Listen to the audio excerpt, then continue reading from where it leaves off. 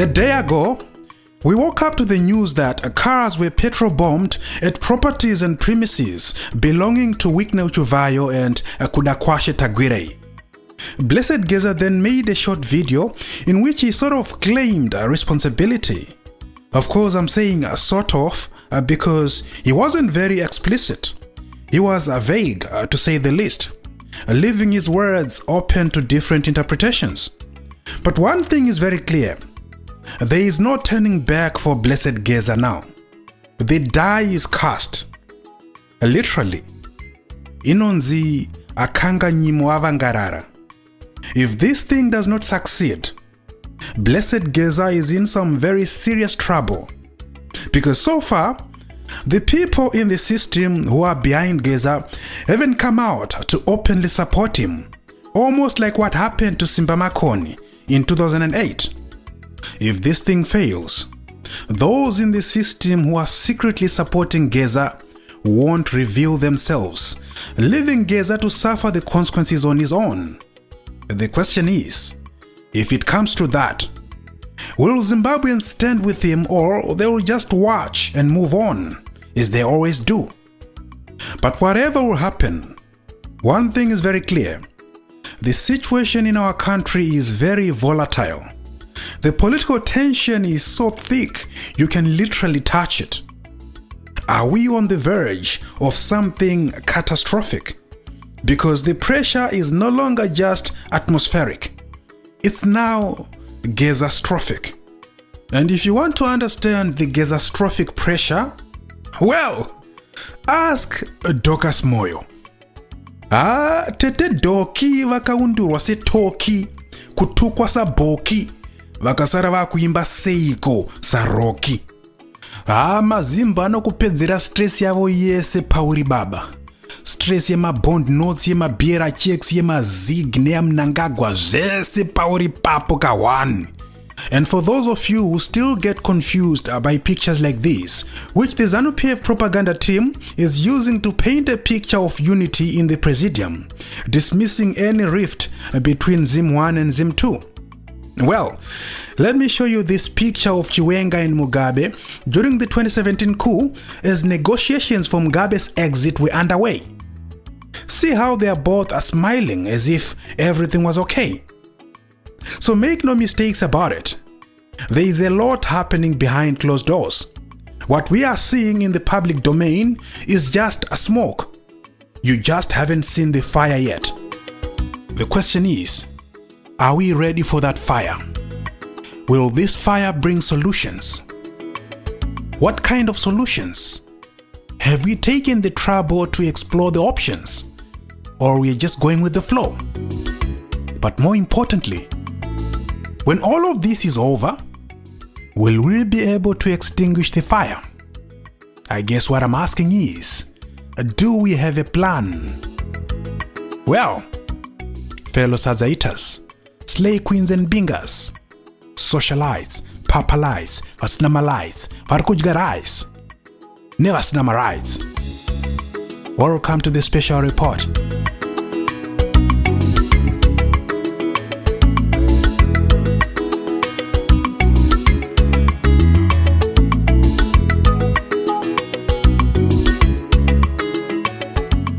The last time we saw a man in military gear talking about criminals surrounding the president was in 2017.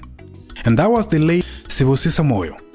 Well, Blessed Gaza recently came in similar fashion, but unlike SB Moyo, who did not mention names, Gaza actually provided a long list of 34 individuals who he says are the criminals surrounding President ED. This list includes politicians in general, cabinet ministers in particular, and business leaders, all of whom make up ED's inner and outer circle. And unlike SB Moyo, whose speech exonerated Robert Mugabe, only targeting the G40, Gaza was not diplomatic. He did not take any prisoners. Even the president wasn't spared. Meanwhile, on one hand, the government pretends to be unbothered by Gaza's utterances, choosing not to officially respond to him directly.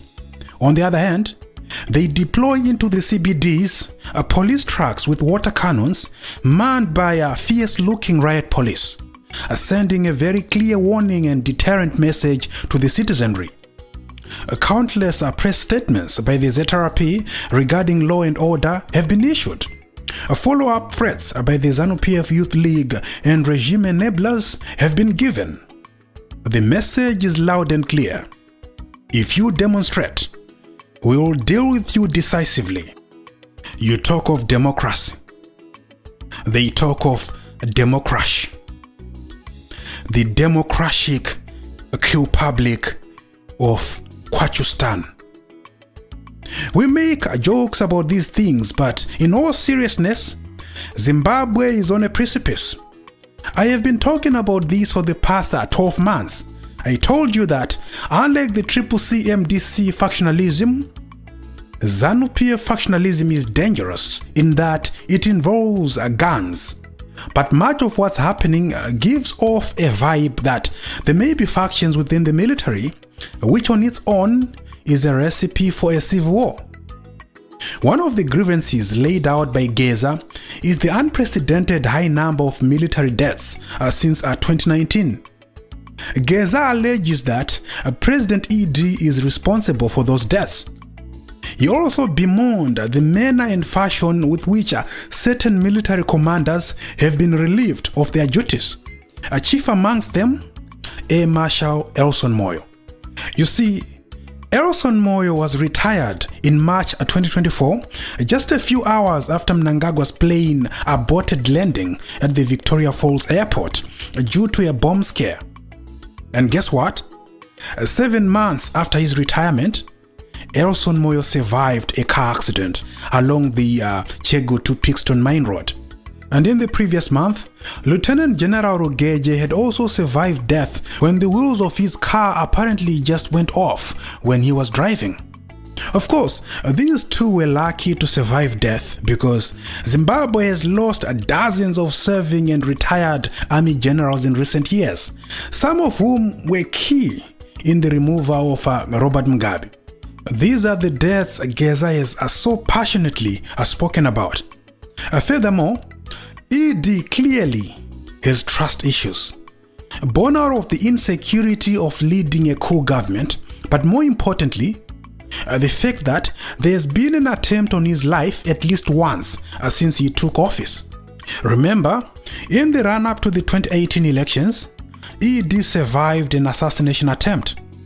So, if someone could try to liquidate ED in June 2018, only 7 months after he had taken power, imagine how dangerous it is for ED now when there are so many people, including some in the military establishment, who are opposed to his rule, particularly his clandestine 2030 project. The 2018 assassination attempt on ED should tell you that there is a snake under grass, which was never unmasked, at least not publicly. Does ED know this snake by name, or is still chasing shadows? What if it's not a snake? What if it's snakes? And if these snakes are not just a figment of my imagination, could it be that they are part and parcel of the Gaza revolution?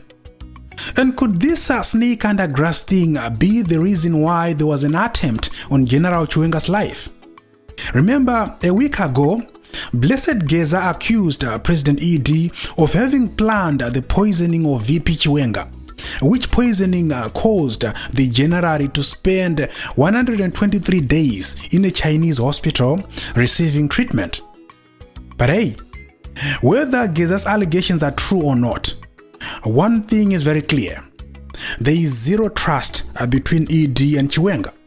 And now, ED has retired the ZNA commander and made him Minister of Sport.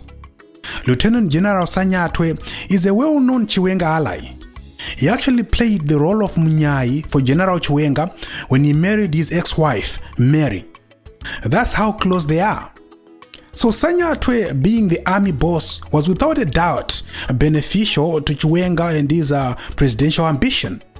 And for ED, well, he's just being careful, leaving no stone unturned. Remember, trust issues. Of course, there are some who have tried to spin the whole story, saying that Sanyatwe was actually retired because he is almost at retirement age, which is 70. Well, if that is the case, then why replace him with a 74-year-old man? Ladies and gentlemen, the man you are looking at right now is the new ZNA commander.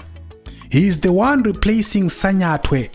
And get this, he is 74 years old, replacing a guy who is 69, who according to the ZANU-PF propaganda machine was retired because of age. Make it make sense. So it's hard to argue against people who say that Sanyatwe's removal from the military is part of Mnangagwa's coup-proof plan, a power move, because ED has been doing this for years. After all, why would you keep the ally of your rival as army commander, especially at a time when your presidency is facing an existential crisis with an uprising looming, especially when the possibility of a coup can be totally ruled out? If there is anything we learned in 2017, it's that in Zimbabwe, a coup can easily be legalized, especially if people are tired of the president and just want him gone, especially when people are prepared to either assist or be used by a faction of ZANU-PF to remove the said president. So it seems to me that Sanyatwe's removal from the military was indeed a power move. ED has been doing this for years. That explains the countless reshuffling, recalibration, redeployment, and retirement of army commanders across the board. Consider the following. In 37 years, Robert Mugabe had only 4 ZNA commanders. These were General Mujuru from 1981 to 1992, General Zinavashe from 1992 to 1994, General Chiwenga from 1994 to 2004, and finally, General Philip Valerius Vanda from 2004 to 2017. So there you have it. Mugabe only had 4 ZNA commanders in 37 years. Well, you could say 36 years, since I'm counting from 1981 when the ZDF was first established. So Mugabe had 4 ZNA commanders in 36 years. In contrast, Mnangagwa has had 4 ZNA commanders in just 7 years. Remember, he started off with Lieutenant General Edzaichi Monyo from 2017 to 2021, General David Sigauke from 2021 to 2023, Lieutenant General Anselm Sanyatwe from October 2023 till recently, and now of course, the new kid on the block. No, I take that back. The new Sekuru on the block, Lieutenant General Matatu. That makes it 4 ZNA commanders in just 7 years under ED. And of these 4, only Chimonyo was taken out by death. The other 2 were retired. General Sigauke was promoted to the rank of full general upon retirement and was then made the ambassador of Zimbabwe to the DRC. And of course, Sanyatwe is now the Minister of Sport. It doesn't take a genius to see that these are power moves. A president ari secure asina zvaari kutya haachinje mageneral kunge munhu ari kuchinja underwear. There is no longer job security at command level in our military. You either die or you are retired or deployed somewhere else to keep you busy. You know, for all his mistakes and brutality, at least Robert Mugabe gave his commanders job security. All ZNA commanders under Mugabe finished their terms, with the exception of Zinavashe, who was a ZNA commander for only 2 years, but only because he was promoted to the rank of CDF 2 years after taking over from Mujuru as ZNA commander. But what is clear to me is that there are some in the military who are supportive of Gaza. The amount of panic from the regime is very telling. The only question is, How many are these in the system who are supportive of Gaza, and what is their rank in the military, and how brave and determined are they in overthrowing their commander-in-chief? Blessed Gaza has so far made one big blunder, and that is seemingly claiming responsibility for torching those cars at Chivayo and Taguirei's premises. What it means is that what started off as a call for peaceful demonstrations will now be branded by the regime as a terrorist activity. The regime now has an excuse for using maximum force, and if this thing fails, those treason charges will definitely land on many heads. But more worryingly, the regime now also has an excuse for declaring a state of emergency, not only for this coming demonstration, but even future ones. But if there is one thing that is very clear to me, it's that this thing is primarily a ZANU-PF affair by ZANU-PF actors and for ZANU-PF benefit. And as citizens, we are caught in the middle in that many of us are desperately want to stop ED from becoming life president. And with the absence of a vibrant opposition, it seems this Gaza situation is the most viable option for stopping Mnangagwa. I wish our citizens would take advantage of this opportunity and demand for more than what these ZANU-PF factions are offering.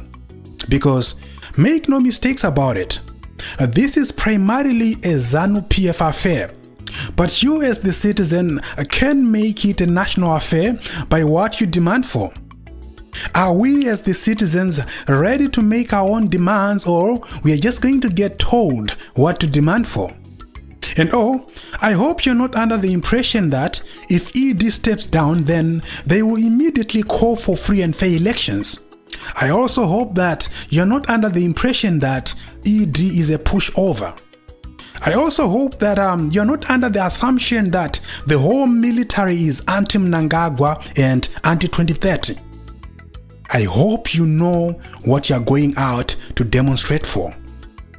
But whatever happens, I'll be here to marinate you with all the details without fear or favor, because on this platform, we say it as it is. And as always, thank you so much for watching. And if you enjoy the content, please like and share.